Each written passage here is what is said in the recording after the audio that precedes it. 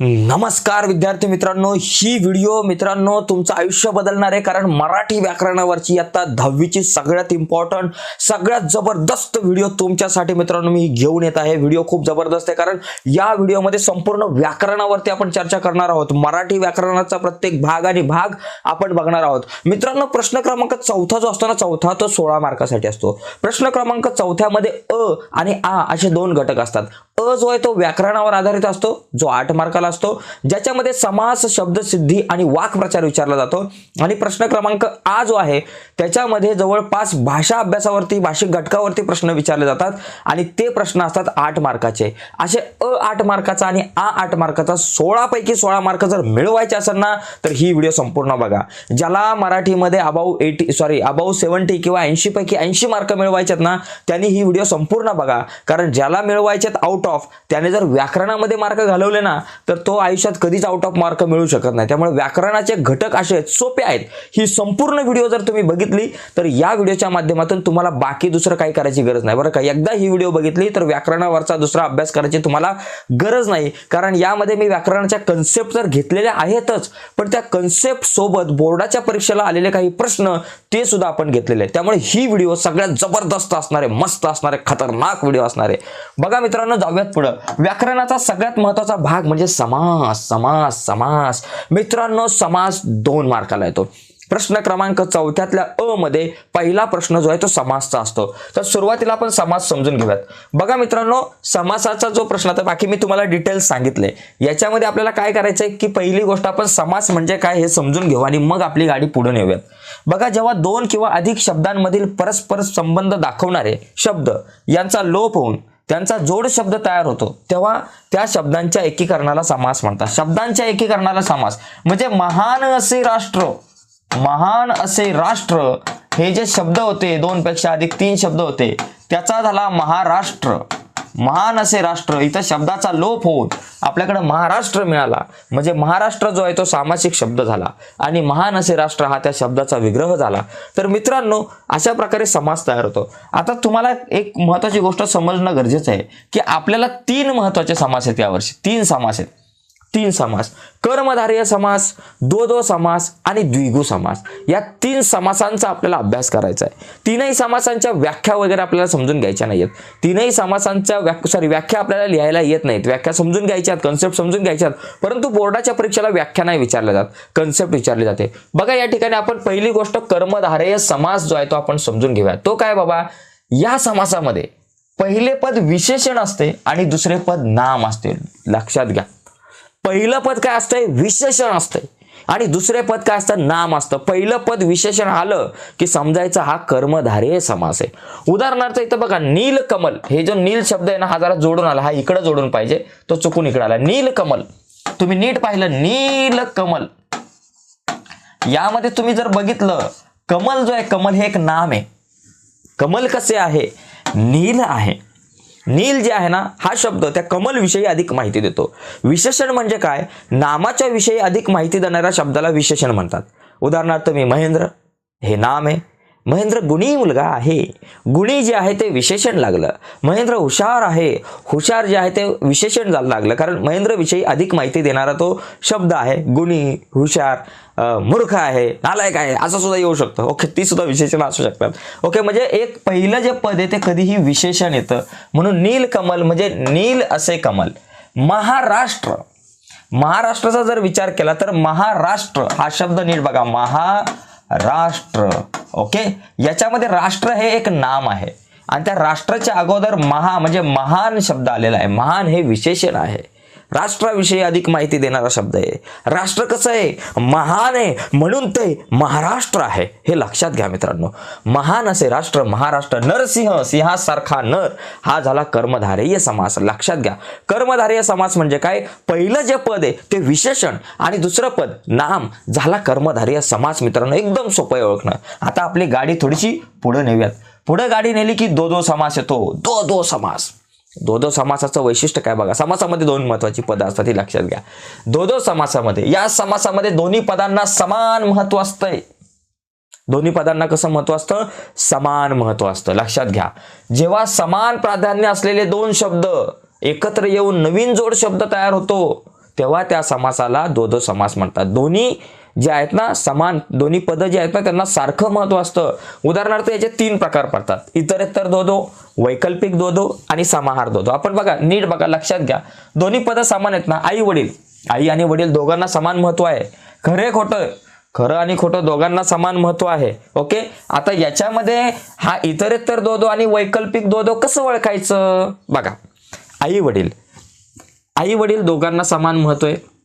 आपण म्हणताना काय म्हणतो? आई आणि वडील. याचा ज्यावेळेस विग्रह होतो, ज्यावेळेस द्वंद्व समासातील एखाद्या समासाचा विग्रह होतो, तो विग्रह होण्यासाठी 2 पदांना जोडण्यासाठी आपण आणीचा वापर करतो. दोघांना जोडण्यासाठी आणि आपण आई किंवा वडील नाही म्हणत कधी. आई किंवा वडील नाही, आई आणि वडील म्हणतो. आई आणि वडील, ऑप्शनच नाही ना आई वडिलांना. आई आणि वडील दोघं पाहिजेत. आईच नाही चालणार, वडीलच नाही चालणार, फक्त आई आणि वडील दोघं सुद्धा मुलांसाठी महत्त्वाचे असतात. त्याच्यामुळे ज्यावेळेस 2 पदांना जोडण्यासाठी आणीचा वापर होतो किंवा वचा वापर होतो, त्यावेळेस तो इतरेतर द्वंद्व होतो. इतरेतर द्वंद्व किंवा आणि. राम आणि लक्ष्मण वनवासात कोण जाणार? राम किंवा लक्ष्मण नाही, राम आणि लक्ष्मण दोघं जाणार. अशा प्रकार, म्हणजे रामायणामध्ये जर आपण बघितलं, दोघे भाऊ आहेत आणि दोघे सोबत जाणार. कुठेही जातील, सोबत जातील. ओके, चांगलं काम असेल, काही कुठलंही काम असेल ते करण्यासाठी राम आणि लक्ष्मण दोघे सोबत जातील. दोघांना जोडण्यासाठी आणीचा वापर ज्यावेळेस होतो त्यावेळेस इतरेतर द्वंद्व समास होतो.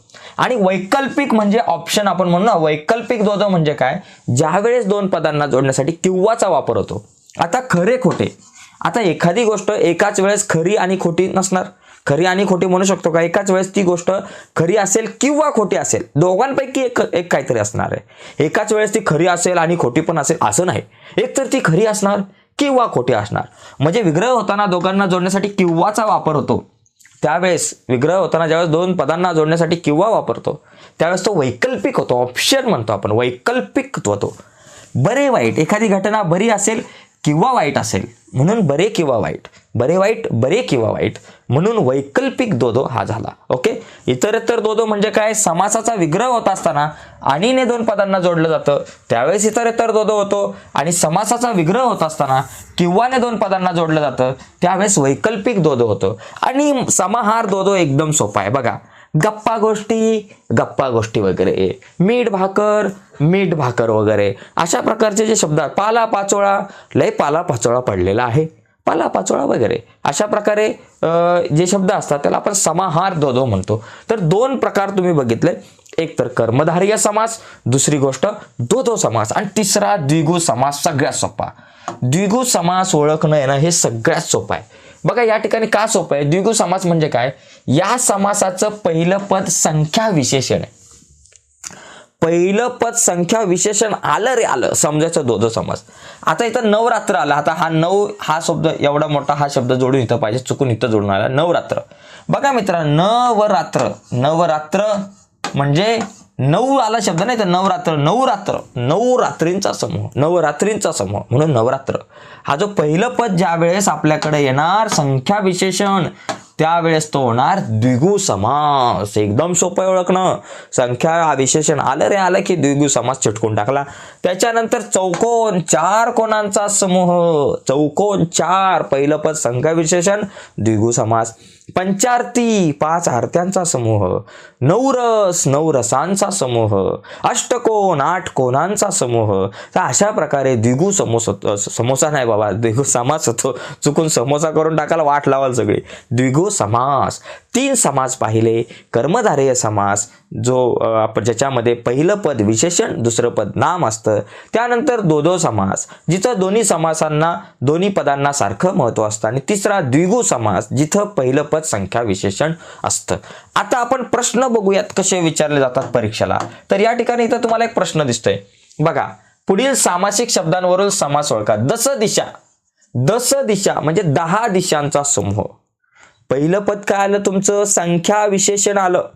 पहिलं पद संख्या आली म्हणजे कुठला समास झाला? द्विगु समास. बरोबर, हा झाला द्विगु समास. इथं मातृभूमी, मातृ हीच भूमी म्हणून हा झाला कर्मधारय समास झाला. म्हणजे भूमी कशी आहे? मातेसारखी आहे. ओके, त्याच्यानंतर 10 12. आता 10 12 तुम्ही म्हणाल की बाबा हा बघा लक्षात घ्यायचं कन्फ्युजन होईल. 10 12. आता तुम्ही म्हणाल सर या ठिकाणी पहिलं जे पद आहे ते संख्या विशेषण आलं मग ते काय द्विगु समास होईल का? ह्या शब्दात कन्फ्युजन होईल. कारण इथं 10 12 दोन्ही संख्या आहेत. मग अशा वेळेस इथं आपण द्विगु समास नाही म्हणायचा.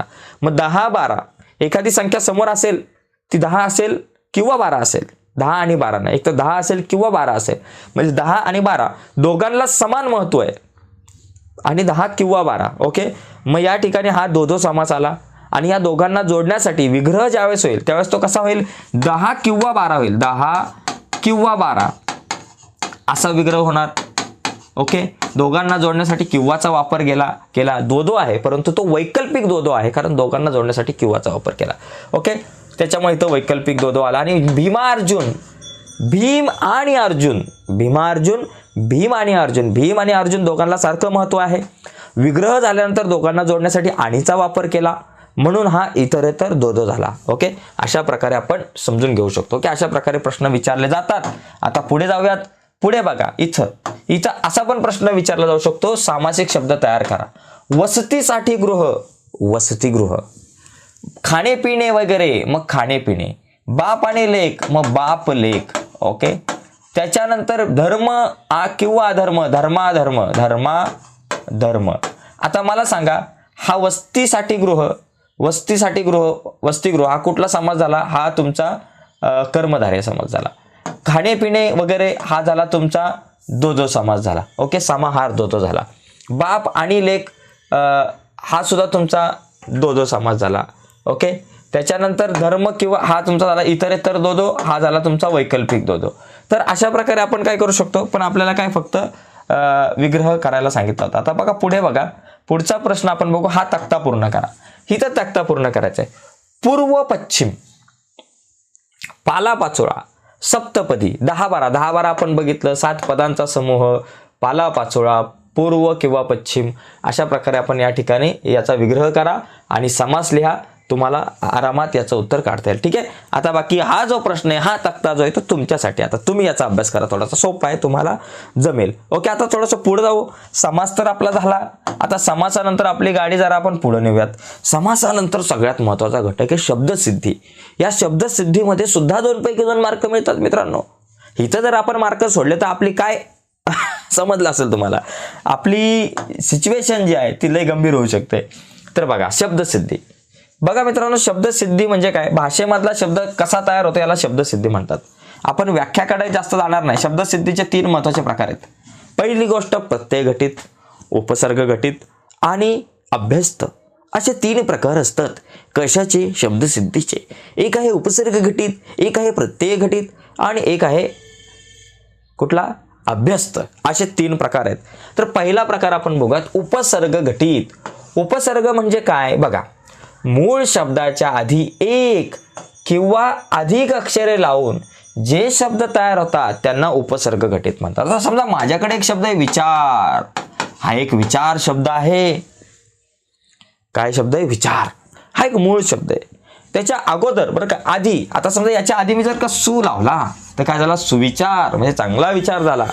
म्हणजे त्या विचारच्या अगोदर ज्यावेळेस आपण एखादा शब्द लावतो त्यावेळेस तो हा जो शब्द तयार होणार सुविचार, हा उपसर्ग घटित शब्द तयार झाला. समजलं का? म्हणजे काय करायचं, जास्त मोठा विषय नाहीच आहे. काय एव्हरेस्ट जाऊन झेंडा नाही लावायचा. मूळ शब्दाच्या आधी 1 किंवा अधिक अक्षर लावून आपल्याला शब्द तयार करायचा आहे. जे शब्द तयार होतील ते झाले आपले कुठले शब्द, उपसर्ग घटित शब्द. आणि आधी लागणाऱ्या अक्षरांना किंवा शब्दांना उपसर्ग म्हणतात. जसं सु हा उपसर्ग होता, तो विचारच्या अगोदर लागला आणि सुविचार झाला. समजच्या अगोदर गैर लागला, गैरसमज झाला. शक्तीच्या अगोदर यथा लागला, यथाशक्ती झाला, परत आलाय गैरसमज. ओके, तुम्हाला उपसर्ग घटित शब्द लक्षात आला असेल. समजा माझ्याकडे एक शब्द आहे मुख्याध्यापक. मुख्याध्यापक हा एक शब्द आहे आणि त्या मुख्याध्यापकच्या अगोदर उप लागला, हा काय झाला, उपसर्ग लागला. मग काय झाला, उपमुख्याध्यापक. मग उपमुख्याध्यापकाला आपण उपसर्ग घटित शब्द म्हणू शकतो. आणि त्याच्यातला मुख्याध्यापक हा मूळ शब्द आहे आणि उप जो आहे तो उपसर्ग आहे. हे समजून घेणं गरजेचं आहे. ओके, आता उपसर्ग घटित नंतर दुसरा मुद्दा आहे प्रत्यय घटित शब्द. उपसर्ग म्हणजे आधी, प्रत्यय म्हणजे नंतर. उपसर्ग म्हणजे आधी लागणारा शब्द, प्रत्यय म्हणजे नंतर लागणारा शब्द. एवढाच विषय, बाकी काय विषय नाही. तर बघा, मूळ शब्दाच्या नंतर 1 किंवा अधिक अक्षरे जोडून जे शब्द तयार होतात त्यांना प्रत्यय घटित शब्द म्हणतात. उदाहरणार्थ माझ्याकडे घर आहे. ओके, आणि त्याच्या पुढे जर का मी दार शब्द लावला, घर आहे, घराच्या पुढे जर दार लावलं तर घराला दार आलं, घरदार आलं. घर मूळ शब्द होता, त्याच्या पुढे दार लावलं म्हणजे एक प्रत्यय लावला, तेव्हा तो काय झाला, घरदार झाला. म्हणजे घर अधिक दार बरोबर घरदार, म्हणजे हा झाला तुमचा प्रत्यय घटित शब्द, म्हणजे नंतर येणारा शब्द. नंतर जो लागून येतो बघा, नंतर लागणाऱ्या शब्दांना प्रत्यय म्हणतात. उदाहरणार्थ रस होता, काय उसाचा वगैरे नाही बरं का, हा रस वेगळा आहे. रस होता त्याच्या पुढे ईक लागला म्हणजे रसिक झाला, प्रत्यय घटित शब्द. बुद्धी होती, बुद्धी पुढे मान लागला, बुद्धिमान झाला. शक्ती असेल, शक्ती पुढे मान लागला, शक्तिमान झाला, शक्तिमान झाला. ओके. त्याच्यानंतर दुकान होतं, दुकानाच्या पुढे दार लागलं, दुकानदार झाला. माणूस होता एकटा, त्या माणसाच्या पुढे की लावली, माणूस की झाली. तर अशा प्रकारे प्रत्यय घटित शब्द तुमच्या लक्षात आला असेल. उपसर्ग घटित आणि प्रत्यय घटित. उपसर्ग म्हणजे आधी, प्रत्यय घटित म्हणजे नंतर. ओके, एवढंच लक्षात. आधी या नंतर, उपसर्ग आधी, प्रत्यय नंतर, दोन गोष्टी. आता याच्यानंतर तिसरा जो प्रकार आहे तो म्हणजे अभ्यस्त. कुठला प्रकार आहे? अभ्यस्त. बघा, एकाच प्रकारचे दोन शब्द एकत्र येणे, बरं का, एकाच प्रकारचे दोन शब्द एकत्र आले पाहिजे, किंवा सार्थ आणि निरर्थक शब्द एकत्र आले पाहिजे, किंवा दोन विरुद्ध शब्द एकत्र येणे, किंवा शब्दांची पुनरावृत्ती होणे, अशा शब्दांना अभ्यस्त म्हणतात. आता याच्यामध्ये पूर्ण अभ्यस्त, अंश अभ्यस्त, अनुकरण वाचक वगैरे हे काय लक्षात ठेवायची गरज नाही. आपण फक्त एवढंच लक्षात घेऊ, अभ्यस्त आहे की नाही तेवढंच विचारला जातो प्रश्न. बघा, क्षण क्षण, जवळ जवळ, आसपास, उभा आडवा, कडकड, बडबड, रटरट, पटपट. ओके. तर अशा प्रकारे जे शब्द येतात त्यांना आपण म्हणतो अभ्यस्त शब्द. तर तीन गोष्टी खूपच महत्त्वाच्या क्लिअर झाल्या असतील तुमच्या. पहिली काय बाबा, तुमच्याकडे पहिला जो प्रकार आहे तो कुठला बघितला? उपसर्ग घटित, प्रत्यय घटित आणि अभ्यस्त. झाला विषय. आता तुम्हाला सांगतो प्रश्न काही बघूयात आपण. बघा, या ठिकाणी मला सांगा, कंसातील शब्द योग्य ठिकाणी भरून टाकता पूर्ण करा. आता याच्यामध्ये उपसर्ग घटित आणि प्रत्यय घटित शब्द एवढंच लिहायचं असतं मित्रांनो, काय मोठ्या गोष्ट जाऊन झेंडा नाही लावायचा. बघा, या ठिकाणी मला सांगा, उपसर्ग म्हणजे अगोदर. बघा, आता शिष्टाई जो शब्द आहे, शिष्ट आणि त्याच्या पुढे ई लागलाय, बरोबर ना, हा झाला तुमचा प्रत्यय. धार होतं त्याच्या पुढे दार लागला, हे झालं प्रत्यय. हे दोन शब्द जे आहेत ते कुठे झाले? प्रत्यय घटित. आता शच्या अगोदर बे लागला म्हणजे उपसर्ग, हारच्या अगोदर उप लागला म्हणजे उपसर्ग घटित शब्द.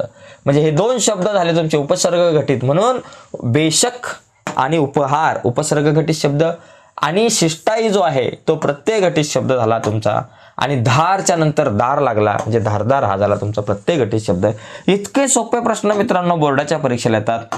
त्यानंतर बघा पुढे, बघा तक्ता पूर्ण, अभ्यस्त आणि प्रत्यय घटित.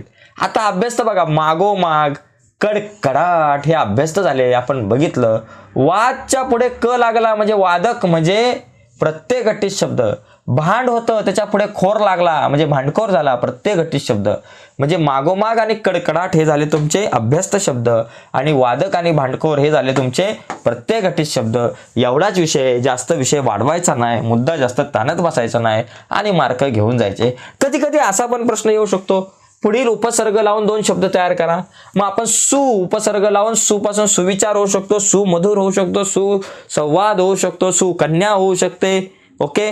त्याच्यानंतर अशा प्रकारे शब्द होऊ शकतात. परी उपसर्ग लावून परिणय होऊ शकतो, परिक्रमा होऊ शकतो, परिणाम होऊ शकतो. ओके. परिकथा होऊ शकते. तर बरेचसे शब्द होऊ शकतात. अतिपासून अति शहाणा होऊ शकतो. सॉरी असं नको काय बरं का. अति शहाणा होऊ शकतो, अतिशय होऊ शकतो, अतिरम्य होऊ शकतो. असे बरेचसे शब्द तयार होऊ शकतात.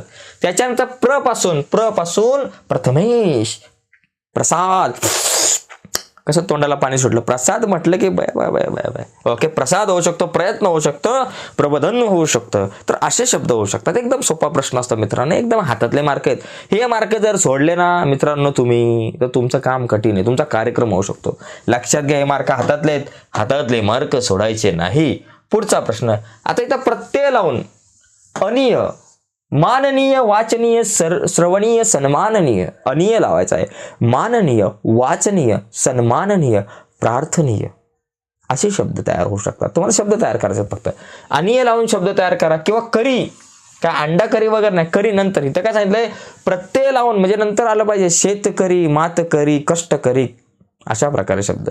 अंडा करी वापरू नका चुकून, गडबड व्हायची सगळी. करी नंतर.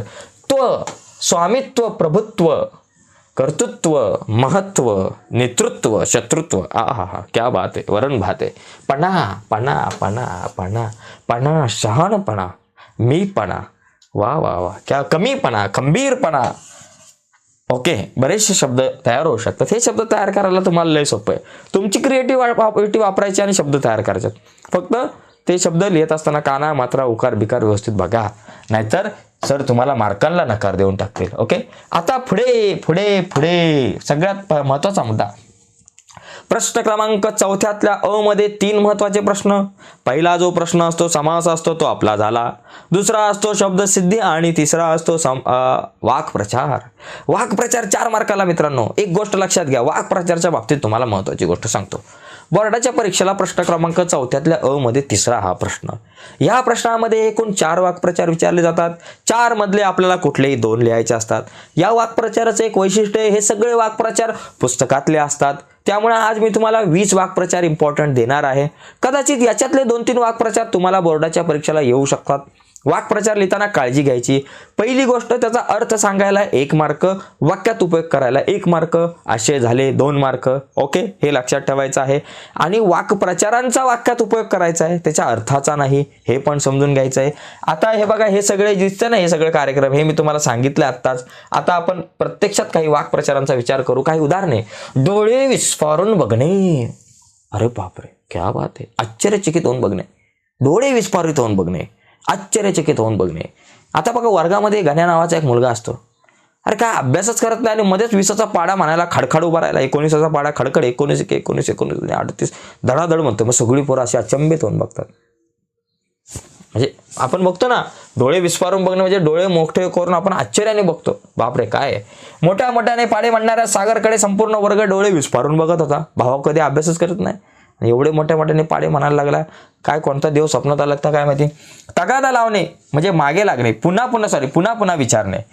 परीक्षेत पहिल्या क्रमांकाने पास झाल्यावर नवीन सायकल घेण्यासाठी सायलीने आईकडे तगादा, इथं लावला शब्द इथं पुढेच पाहिजे खाली आला, तगादा लावला. तर या ठिकाणी तुम्ही असं ज्यावेळेस वाक्यात उपयोग कराल त्यावेळेस तगादा लावताचाच वाक्यात उपयोग करा, नाहीतर आईला पुन्हा विचारत होती असं नाही. तगादा लावणे म्हणजे तुम्ही वाक्यात उपयोग करताना या वाक्प्रचाराचाच उपयोग करायचा, त्याच्या अर्थाचा उपयोग नाही करायचा. ठीक आहे. तर काही महत्त्वाचे वाक्प्रचार तुम्हाला इथं स्क्रीनवरती दिसतील. तुळशी पात्र ठेवणे म्हणजे त्याग करणे, गहीवरून येणे, मन भरून येणे, खांद्याला खांदा लावून काम करणे, सहकार्याने काम करणे, स्वराज्य स्थापनेसाठी छत्रपती शिवाजी महाराजांच्या खांद्याला खांदा लावून अनेक मावळ्यांनी काम केलं, अनेक मावळ्यांनी लढाया केल्या, अनेक मावळ्यांनी सहकार्य केलं. तर अशा प्रकारे तुम्ही लिहू शकता. किंवा खांद्याला खांदा लावून गावकऱ्यांनी स्वच्छता अभियान पूर्ण केलं, खांद्याला खांदा लावून काम करणे. त्याच्यानंतर गहीवरून येणे, मन भरून येणे. लग्नाच्या दिवशी आपल्या मुलीला निरोप देताना प्रत्येक आईबाबांचं मन गहीवरून येतं असं आपण लिहू शकतो. त्याच्यानंतर तुळशी पात्र ठेवणे, त्याग करणे. भारत मातेच्या स्वातंत्र्यासाठी वीर सावरकर आणि त्यांच्या बंधूंनी आपल्या घरावर तुळशी पात्र ठेवले. किंवा बाबा स्वातंत्र्य म्हणजे त्याग करणे म्हणजे आपल्या जीवावरती, म्हणजे उदाहरणार्थ तुम्ही भारताला स्वातंत्र्य मिळवण्यासाठी सुखदेव, भगतसिंग आणि राजगुरू यांनी आपल्या प्राणावरती तुळशी पात्र ठेवले. ओके, आपल्या जीवावर तुळशी पात्र ठेवले म्हणजे जीवाचाच त्याग केला त्यांनी डायरेक्टली. पुढे बघा, माशा मारणे. आपण बऱ्याच जातो माशा मारणे म्हणजे निरुद्योगी असणे, काहीच काम नसणे. सध्या तुम्हाला माशा मारायच्यात का नाही ना, सध्या तुम्हाला भरपूर काम आहे. उन्हाळ्याच्या सुट्टीमध्ये तुम्ही त्यासाठी हा एकदम भारी होईल माशा मारणे, कारण उन्हाळ्याच्या सुट्टीत काहीच काम नसणार आहे. माशा मारणे म्हणजे काहीच काम नाही, काहीच काम नसणे, निरुद्योगी असणे, बिनकामाचं असणे. पण तुम्ही असं काही होऊ नका कधीच आयुष्यामध्ये. मे महिन्यात पण काहीतरी काम करा. काही काम धाम न करणारा आळशी मनोहर सध्या माशा मारत बसला होता. ओके. खस्ता खाणे, खूप कष्ट करणे. आपल्या मुलांसाठी माता नेहमी खस्ता खात असतात, आपल्या मुलांसाठी आई बाबा नेहमी खस्ता खात असतात. ओके. पुढे डंका वाजणे, आवाजवी गाजावाजा करणे. थोड्याच्या यशाचा डंका वाजवणे गैर आहे. ओके, डंका. डोळे विस्फारून बघणे, समोरच्या बेफाट सुंदर दृष्ट्याकडे मिताली डोळे विस्फारून बघत राहिली. तुळशी पात्र ठेवणे झालं, गहीवरून येणे पण झालं. ओके. तर हे प्रश्न बऱ्याचदा आले होते. डबल तावडीत सापडणे, कचाट्यात सापडणे. अनेक चोऱ्या करणारा इसम अखेर पोलिसांच्या तावडीत सापडला. किंवा नेहमी कॉप्या करणारा गणेश सराच्या कचाट्यात सापडला, परीक्षकाच्या कचाट्यात सापडला असं येऊ शकतं. झोपमोड होणे, मध्ये मध्ये जाग येणे. ओके, मध्ये मध्ये जाग येणे. त्याच्यामुळे त्याच्यानंतर चेंदामेंदा करणे, कुटून काढणे, अचानक शेतात शिरलेल्या सापाचा गाण्याने दगड ठेचून चेंदामेंदा केलं, असं केलं नाही पाहिजे. ॲक्च्युली निर्जीव प्राण्यावरती हे केलं नाही पाहिजे. ओके, एवढं लक्षात घ्या. त्याच्यानंतर पुढे बघा, त्याच्यानंतर पुढचा आपल्याकडे मुद्दा आहे की कित्ता गिरवणे, सराव करणे. ओके, गुरुजींनी दिलेल्या गुरुमंत्राचा संकेतने कित्ता गिरवला. तोंड सुख घेणे, खूप बडबड करणे. घरात नवीन आलेल्या सुनेवर शेजारणीच्या रमाबाई नेहमी तोंड सुख घेतात. कसब दाखवणे, कौशल्य दाखवणे. ओके, 20 फुटी शिल्प घडवताना, इथं पडवताना झाले, घडवताना मूर्तिकाराने आपले सर्व कसब दाखवले. याचे स्क्रीनशॉट तुम्ही घेऊ शकताय. त्याच्यानंतर पुढचा बघा, हे इम्पॉर्टंट आहेत बरं का, हे तुम्ही लिहून घ्या स्क्रीनशॉट घेऊन, टाइमपास नाही घेत. हातात हात असणे, सहकार्य करणे, गुडघे टेकवणे, शरण येणे. त्याच्यानंतर छत्रपती शिवाजी महाराजांच्या शौर्यापुढे अनेक दुश्मनांनी गुडघे टेकले. ओके, अक्षरशः गुडघे टेकले. कणपटीला बसणे, सारखे विचारत राहणे. ओके, पुढे बघा. तर अशा प्रकारे मित्रांनो येऊ शकतात. आता याच्यानंतर हे सगळे आपण बघितले वाक्प्रचार काही महत्त्वाचे. काही ठिकाणी थोडंसं टाईप करताना घाईमध्ये थोडेसे वाक्य इकडे तिकडे झालं असेल किंवा ग्रामॅटिकली मिस्टेक असतील, ते थोडंसं तुम्ही समजून घ्या, ते दुरुस्त करण्याचा प्रयत्न करा, दुरुस्त करून लिहा तुमच्या लेवलला. आता आपण जाऊयात पुढचा सगळ्यात महत्त्वाचा मुद्दा म्हणजे शब्द संपत्ती. प्रश्न क्रमांक 4 हा जो आहे त्या मध्ये पहिला जो प्रश्न असतो तो शब्द संपत्तीचा असतो. तो खूप सोपा आहे. 4 पैकी 4 मार्क मिळू शकतात. याच्यामध्ये लय भारी असते, विरुद्धार्थी, समानार्थी, एक वचन, अनेक वचन, दिलं वचन. तर या ठिकाणी बघा 4 भाषिक घटकावरच्या कृती आहेत. याच्यात काय काय असतं, समानार्थी शब्द असते, विरुद्धार्थी शब्द असते, एक वचन अनेक वचन असते, शब्द समूहाबद्दल एक शब्द लिहा असते, शब्दांतील अक्षरापासून अर्थपूर्ण शब्द तयार करा असं असते, बरंच काय काय असते. तर हे लय सोपं असतंय. याच्यापैकी कुठलेही 4 घटक विचारले जातात. 4 पैकी 4 मार्क कुणालाही, शांबड्या पोराला सुद्धा इथं मिळतील. आणि हे जर मार्क सोडले ना आपण, तर मी तुम्हाला नमस्कार करेल एकदम लांबून. ओके, लक्षात घ्या. आता बघा एका मुद्द्याकडे आपण वळूयात.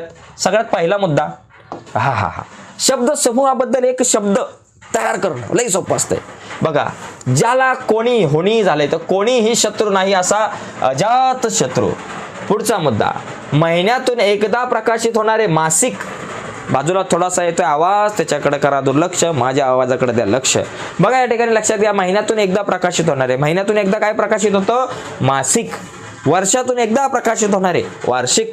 किंवा आठवड्यातून प्रकाशित होणारे असा येऊ शकतो, साप्ताहिक. रोज रोज प्रकाशित होणारे, दैनिक. असे सुद्धा शब्द येऊ शकतात. ओके, शब्द समूहाबद्दल एक शब्द लिहायचा आहे आठवड्यात, बरोबर का. पुढे बघा, डोंगरावर चढणे किंवा ज्याचे आकलन होतंय असे अनाकलनीय. त्याच्यानंतर डोंगरावर चढणे म्हणजे गिर्यारोहण. ज्याने पुष्कळ ऐकले आणि वाचले आहे तो बहुश्रुत. मंदिराच्या आतील भाग काय असतो, गाभारा. गाणे, देवा तुझ्या गाभाऱ्याला, असं गाणे. केलेले उपकार न जाणणारा कृतज्ञ, आणि केलेले उपकार जाणणारा असतं तर कृतज्ञ. ओके, पुढे बघा, लिहिता वाचता येणारा साक्षर. देवाचे अस्तित्व मानणारा आस्तिक, आणि देवाचे अस्तित्व न मानणारा आला तर नास्तिक. आणि पुढे आहे चांगल्या प्रकारे शिक्षित असलेला सुशिक्षित. ओके, तर असे एक नंबर प्रश्न आहे मित्रांनो, एक जबरदस्त 1 मार्क हातातले. म्हणजे तुम्हाला शब्द समूहाबद्दल एक शब्द लिहायचा आहे फक्त. हे मार्क अजिबात सोडायचे नाही. पुढे जाऊयात आपण. आता पुढचा प्रश्न बघा या ठिकाणी काय बाबा, विरुद्धार्थी. रे बाबा समानार्थी शब्द आहेत. समानार्थी शब्द हे बघा, समानार्थी शब्द जे आहेत ते पुस्तकातले येतील, पुस्तकातील प्रकरणावर आधारितच येतील. त्यामुळे इथं स्क्रीनवरती दिसतात तेवढे बघा. रात्र म्हणजे निशा रजनी, वाट म्हणजे रस्ता मार्ग, शक्ती म्हणजे सामर्थ्य ताकद बळ, सूर्य म्हणजे रवी, चंद्र म्हणजे शशी, सागर म्हणजे समुद्र, नदी म्हणजे सरिता, पृथ्वी म्हणजे अवनी वसुंधरा, माता म्हणजे आई, मुख म्हणजे तोंड, गोड म्हणजे मधुर, पान म्हणजे पर्ण, काया म्हणजे शरीर, कष्ट म्हणजे श्रम, आयुष्य म्हणजे जीवन. ओके, आणि आकाश म्हणजे गगन. शाळा म्हणजे विद्यालय. हां, तर अशा प्रकारे हे याचा स्क्रीनशॉट घ्या. हे काही महत्त्वाचे बघून घ्या. यावर काय मी तर डिटेलमध्ये बोलत नाही. त्याच्यानंतर विरुद्धार्थी शब्द पण येतोय तुम्हाला. विरुद्धार्थी शब्द पण लक्षात घ्या. 1 मार्काला विरुद्धार्थी शब्द, 1 मार्काला समानार्थी शब्द येतं.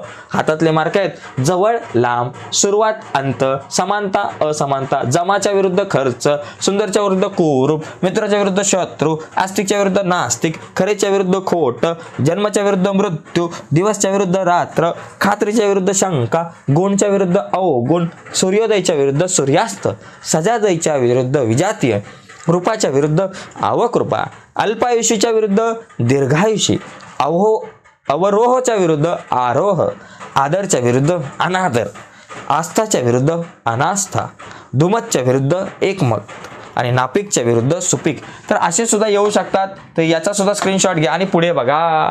दिलेल्या शब्दापासून अर्थपूर्ण शब्द तयार करा. हा खूप मस्त आहे. उदाहरणार्थ विनायक, विनायक याच्यापासून मला शब्द तयार करायचे 2. बघा याच्यापासून काय आहे बघा, वी आणि क घेऊन माझ्याकडे एक शब्द तयार होतो. कुठला होतो? विक.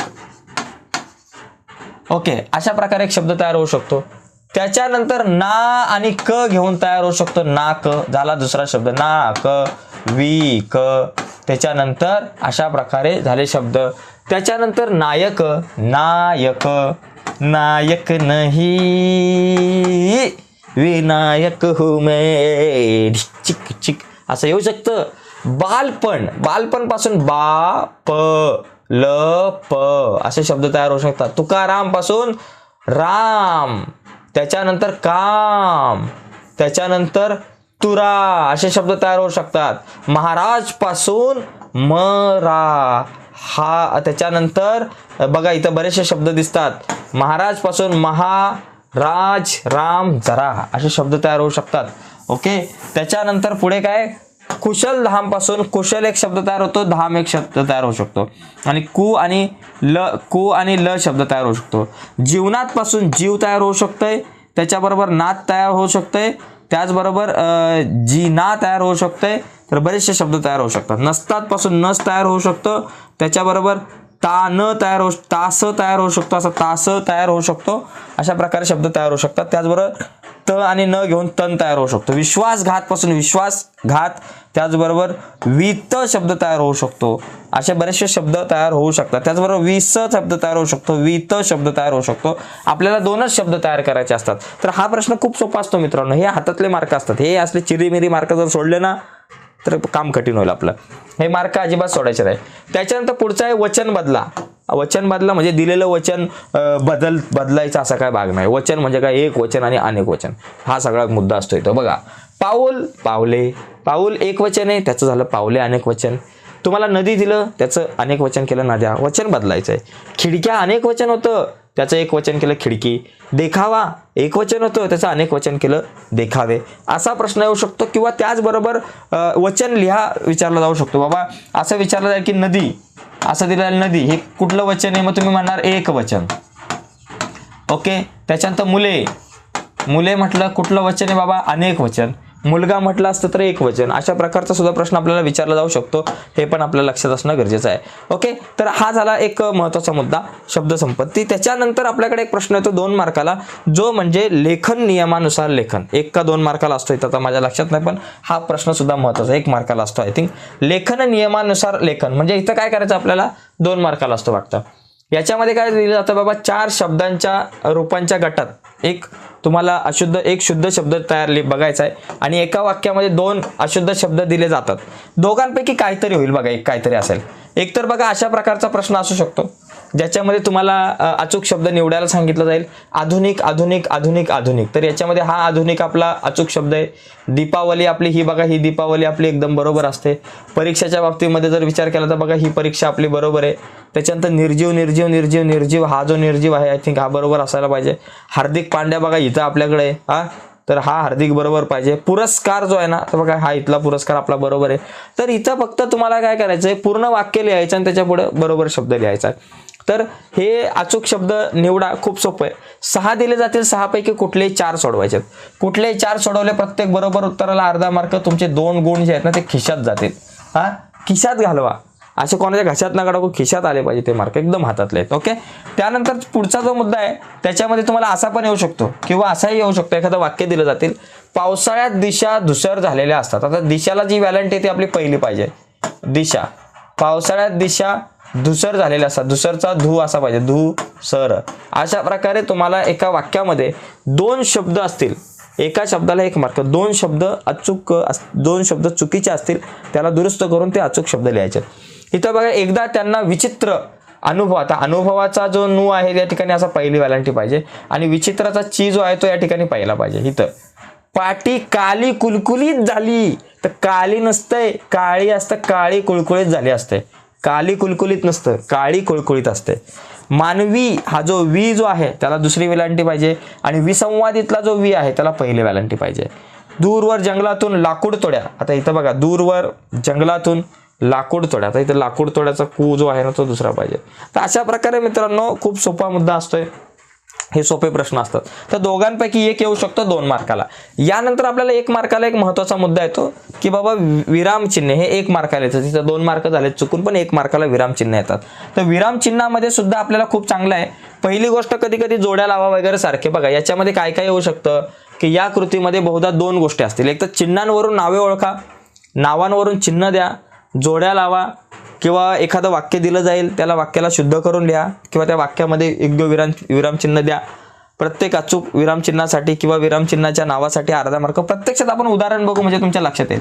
बघा इथं अशा प्रकारचा एक येऊ शकतो की पहिली गोष्ट आहे ना, ही सगळी विरामचिन्ह समजून घ्या. याचा तर स्क्रीनशॉट मारा, वहीत लिहून घ्या. हे पूर्णविराम आहे, अर्धविराम आहे, स्वल्पविराम आहे, अपूर्ण विराम आहे, प्रश्नचिन्ह आहे, उद्गार चिन्ह आहे, अवतरण चिन्ह, एकेरी अवतरण चिन्ह, दुहेरी अवतरण चिन्ह, अपसरण चिन्ह आणि संयोग चिन्ह. हे लक्षात घ्या मित्रांनो, ह्या सगळ्या गोष्टी आपल्याला माहिती पाहिजे. ओके. तर आपल्याला इथं प्रश्न विचारला कसा जातो बघा. आता यामध्ये बघा, इथं प्रश्न बघा, आता इथं तुम्हाला दिलं जाईल अशा प्रकारे की पुढील कृती सोडवा, चिन्हासमोर नावे लिहा. आता मला सांगा हे चिन्ह कुठले बाबा? एकेरी अवतरण चिन्ह. हे जे चिन्ह याला आपण संयोग चिन्ह म्हणणार. हा तुमचा स्वल्पविराम, हे तुमचं प्रश्नचिन्ह. एवढं लिहायचं प्रत्येक बरोबर. बघा अशा प्रकारचा सुद्धा एखादा प्रश्न विचारला जाऊ शकतो. एकदम सोपा विषय, काय एवढा अवघड नाही. म्हणजे अशी चिन्ह देतील त्यांची नावं लिहायची, म्हणून मागची स्लाइड खूप महत्त्वाची होती. याच्यानंतर इथे बघा, कंपनीने आम्हाला सांगितलं, यापुढे एका वेटरच्या, बघा इथे काय दिलंय, पुढील वाक्यातील विरामचिन्हे ओळखून लिहा. असाही प्रश्न विचारला जाईल की त्या वाक्यामध्ये जी काही विरामचिन्हे आहेत तेवढी ओळखून लिहा. आता या वाक्यामध्ये काय बाबा, कंपनीने आम्हाला सांगितलं, बघा इथे एक स्वल्पविराम आहे आणि इथं दुहेरी अवतरण चिन्ह, इथून इथपर्यंत बघा हे दुहेरी अवतरण चिन्ह आणि हा एक पूर्णविराम या ठिकाणी दिसतोय. ठीक आहे. मग स्वल्पविराम, दुहेरी अवतरण चिन्ह, पूर्णविराम, 3 चिन्ह आहेत. आता कसं बोललात, हे दुहेरी अवतरण चिन्ह आणि हे प्रश्नचिन्ह आणि हा झाला आपला पूर्णविराम. तर अशा प्रकारे ही चिन्ह आहेत, प्रश्नचिन्ह आहे, दुहेरी अवतरण चिन्ह आहे आणि पूर्णविराम आहे. म्हणजे चिन्ह ओळखून लिहा, असाही प्रश्न विचारला जाऊ शकतो. म्हणजे सगळ्या शक्यतांवरती आपण चर्चा करतोय. म्हणजे तुमची संपूर्ण तयारी या व्हिडिओच्या माध्यमातून होणार आहे. त्यांना फक्त आपल्या मानलेल्या जागेवर, आता हे तुमच्या लक्षात आलं असेल, इथं बघा एकेरी अवतरण चिन्ह आहे आणि शेवटी पूर्णविराम आहे. त्याच्यानंतर इथं बघा, इथं जर विचार केला तर हे उद्गार चिन्ह आहे, स्वल्पविराम आहे आणि हा पूर्णविराम आहे. ठीक आहे. आता पुढे जाऊयात आपण. पुढे बघा, आता इथं आपल्याला काय सांगितलं जाईल की योग्य विरामचिन्ह वापरा. ओहो किती सुंदर दृश्य आहे ते. ओहो, ओहो नंतर आपण काय केलं पाहिजे, इथं एक आपल्याकडे अशा प्रकारे उद्गार चिन्ह पाहिजे. किती सुंदर दृश्य आहे ते. ओके. आता इथं जरा बघा, या ठिकाणी किती सुंदर, तो म्हणाला नंतर काय कॉमा पाहिजे. इथं जरा काहीतरी गडबड आहे, इथं काहीतरी गडबड आहे थोडंसं. इथं हे असं नाही पाहिजे, इथं परत नाही पाहिजे आपल्याला, बरं का. इथं मिस्टेक आहे थोडीशी, ती समजून घ्या. आता बघा, तो म्हणाला नंतर जर तो म्हणाला, यांनी म्हटलं, त्यांनी म्हटलं की त्याच्यानंतर लगेच कॉमा पाहिजे. आणि तो जे काय म्हणाला त्याला आपल्याला अशा प्रकारे दुहेरी, एखादा माणूस जर वाक्य म्हणत असेल तर त्याला दुहेरी अवतरण चिन्हात लिहायचं. आणि तुला काही कळलं की नाही हा प्रश्न आहे, म्हणून इथं प्रश्नचिन्ह पाहिजे. ठीक आहे. हा, याच्यानंतर इथं बघा तिसरा, तिला म्हटले म्हणजे कॉमा पाहिजे. त्याच्यानंतर दुहेरी अवतरण चिन्हात जे काय म्हटलंय ते, कर्व्यांच्या पुतळ्यापाशी बसून रडायला तुला काहीच कसे वाटत नाही, प्रश्न विचारलाय, हा प्रश्न आणि इथं मग ते दुहेरी अवतरण चिन्ह पूर्ण. ओके. त्याच्यानंतर चौथा काय, आपण आपल्या आईशी, बहिणीशी, बायकोशी, कन्येशी पुष्कळदा चुकीचं वागतो. बघा, आपण आपल्या आईशी नंतर कॉमा आहे, बहिणीशी कॉमा आहे, ओके, बायकोशी पण आहे कॉमा आणि कन्येशी पुष्कळदा चुकीचे वागतो पूर्णविराम, झाला विषय संपला. तर अशा प्रकारे आपल्याला वाक्य जे आहे ते वाक्य दुरुस्त करायला सांगितलं, म्हणजे वाक्यामध्ये योग्य विरामचिन्ह वापरला सांगितली जाऊ शकते. म्हणजे बघा, एक तर चिन्ह ओळखायला सांगितलं जाऊ शकतं, वाक्यामध्ये योग्य विरामचिन्ह वापरायला सांगितलं जाऊ शकतं. या सगळ्या गोष्टी आपण समजून घेतल्या पाहिजेत. ठीक आहे. आणि सगळ्यात शेवटचा मुद्दा पारिभाषिक शब्द, हा पण 1 मार्काला येतो. तर पारिभाषिक शब्द म्हणजे काही इंग्रजी शब्द असतात आणि त्या इंग्रजी शब्दांचे मराठी अर्थ आपल्याला हे करायचे असतात. ओके, पारिभाषिक शब्द या भागावर 2 गुणांचे प्रश्न बोर्डाचे 1च गुणांचा असतात. ऍक्च्युली इथं आता ते 2 गुण झाले चुकून, 1 गुणांचे प्रश्न बोर्डाच्या परीक्षेत येत असतात. त्यामुळे हा घटक बोर्डाच्या परीक्षेच्या दृष्टीने खूप महत्त्वाचा आहे. काही महत्त्वाचे पारिभाषिक शब्द आता आपण बघूयात. तर बघा, हे महत्त्वाचे शब्द बघा, कारण कदाचित यासारखे शब्द येतील. कम्युनिकेशन म्हणजे संवाद, ॲब्सेन्स म्हणजे अनुपस्थिती, नॅचरल म्हणजे नैसर्गिक, वॉलपेपर म्हणजे भिंतीला चिटकवण्याचा कागद, न्यूज एजन्सी म्हणजे वृत्तसंस्था, पॉप्युलर म्हणजे प्रसिद्ध, कॉमेडी म्हणजे सुखात्मिक, एजंट म्हणजे प्रतिनिधी, मॅनेजर म्हणजे प्रबंधक, झोन म्हणजे विभाग. तर हे जे काही महत्त्वाचे शब्द आहेत ते तुमच्या लक्षात आलं असेल. व्हॅल्युएशन म्हणजे काय बाबा, मूल्यांकन, अप टू डेट म्हणजे अद्ययावत, मॉडरेज म्हणजे गहाण किंवा तारण ठेवणं, आणि बायोडाटा म्हणजे स्वपरिचय. ओके, आता काही प्रश्न बघा अशा प्रकारे येऊ शकतो. योग्य पर्याय निवडा. टेक्नॉलॉजी म्हणजे काय बाबा, तंत्रज्ञान. फ्रीडम म्हणजे काय, स्वातंत्र्य.